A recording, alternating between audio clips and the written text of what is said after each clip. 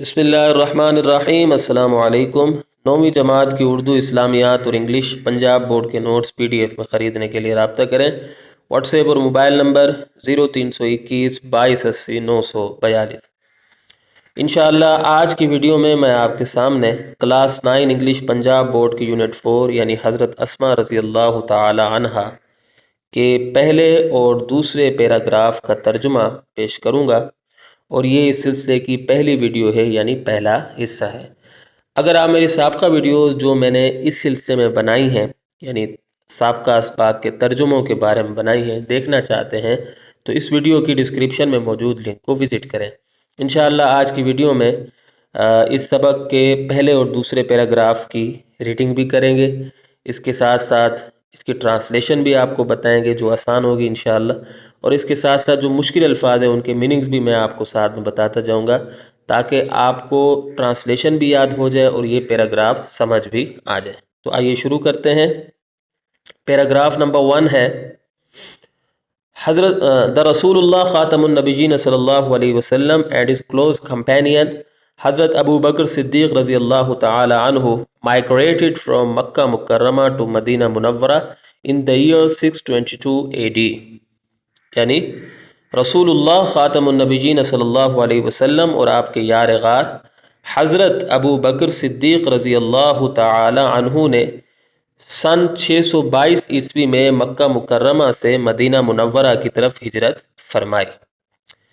اچھا، یا تو آپ ایک اور کام یہ بھی کر سکتے ہیں، کیونکہ مجھے یہ جو کلوز کمپینین ہے اس کی جگہ یار غار کا لفظ اچھا لگا تو میں نے یہ لکھ لیا، لیکن اگر آپ کو یہ لفظ آپ یہ سمجھتے ہیں کہ یہ لفظ نہیں ہونا چاہیے، کیونکہ اگر آپ ایگزیکٹ ٹرانسلیشن چاہتے ہیں کیونکہ لفظ آ رہے کلوز کمپینین، تو آپ اس یار غار لفظ کی جگہ قریبی دوست بھی لکھ سکتے ہیں۔ ٹھیک ہے، میں نے دونوں ٹرانسلیشن کر دیے تاکہ جو آپ کو سہولت ہو آپ یاد کر لیں۔ اچھا اب ہم مشکل الفاظ دیکھ لیتے ہیں، جیسے اس کے اندر کلوز کمپینین یعنی قریبی دوست، اور یار غار میں نے اس کے لیے استعمال کیا۔ مائگریٹڈ کا مطلب ہجرت کی، ٹھیک ہے، باقی تو سارے آسان سے الفاظ ہیں۔ اچھا آگے ہے، when the chiefs of various tribes of Makkah Mukarramah came to know about the migration of the Rasulullah Khatamun Nabiyyin sallallahu alaihi wasallam and his close companion Hazrat Abu Bakr Siddiq رضی اللہ تعالی عنہ they got furious، یعنی جب مکہ مکرمہ کے مختلف قبیلوں کے سرداروں کو رسول اللہ خاتم النبیین صلی اللہ علیہ وسلم اور آپ کے قریبی دوست، اس کی جگہ آپ یار غار بھی لکھ سکتے، حضرت ابو بکر صدیق رضی اللہ تعالی عنہ کی ہجرت کے بارے میں معلوم ہوا تو وہ غصے میں آ گئے۔ تو اب اس کے اندر کچھ مشکل الفاظ ہیں، جیسے چیفز کا مطلب ہوتا ہے سردار، ویریس مطلب مختلف، ٹھیک ہے، ٹرائبس کہتے ہیں قبیلوں کو، اور اس کے بعد ایک کیم ٹو نو کا مطلب ہوتا ہے معلوم ہوا۔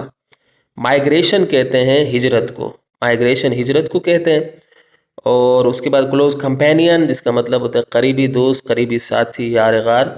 اس کے بعد ہے فیوریس کا مطلب ہوتا ہے غصہ، ٹھیک ہے، غصے میں آ جانا، دے گوٹ فیوریس یعنی غصے میں آ گئے۔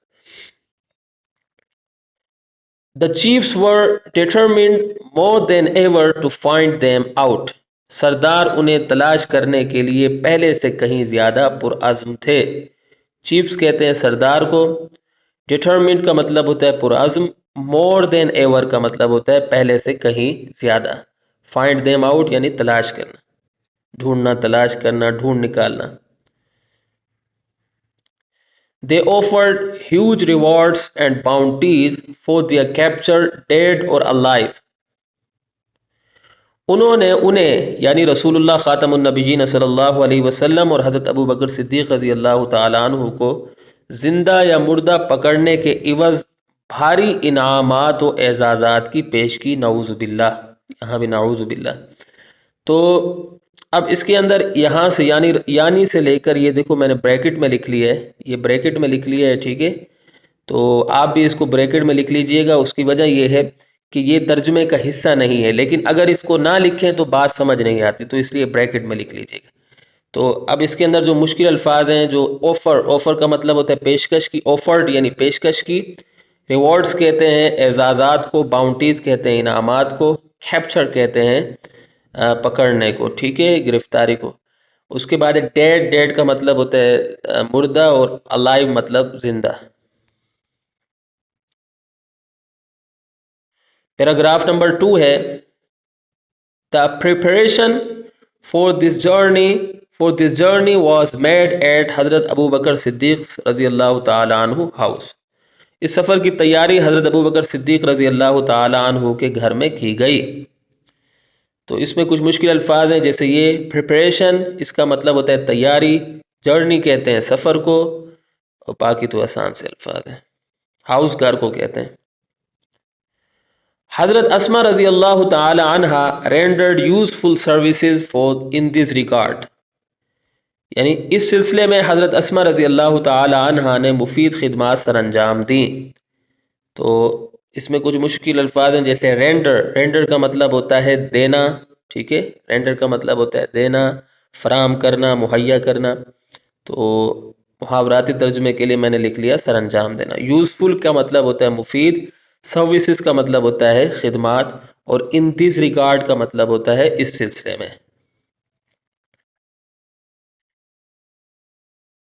She prepared food for this journey، انہوں نے اس سفر کے لیے کھانا تیار کیا۔ تو اس میں لفظ prepare، اس کا مطلب ہوتا ہے تیار کیا، سیکنڈ فارم ہے، ٹھیک ہے، پاسٹ انڈیفینٹ کا ٹینس ہے۔ She tied the food on the camel's back with her own belt as nothing else could be found۔ انہوں نے اپنے ہی نطاق سے اونٹ کی پشت پر کھانا باندھا، کیونکہ کوئی اور چیز نہیں مل سکی تھی۔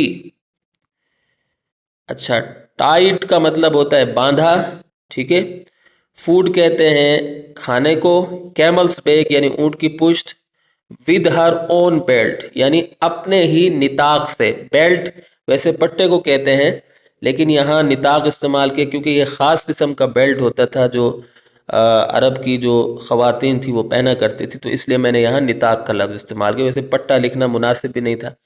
اس کے بعد نتھنگ ایلس، یعنی نتھنگ ایلس کا مطلب ہوتا ہے کوئی اور چیز نہیں، کچھ اور نہیں، ٹھیک ہے، could be found نہیں مل سکا تھا، ٹھیک ہے۔ For this service she was given the title of ذات النطاقین by the رسول اللہ خاتم النبیین صلی اللہ علیہ وسلم۔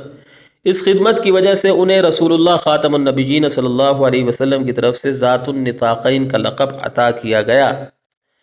تو سروس کہتے ہیں خدمت کو، اور ٹائٹل کہتے ہیں لقب کو یا خطاب کو بھی کہتے ہیں، ٹھیک ہے، باقی تو آسان سے الفاظ ہیں۔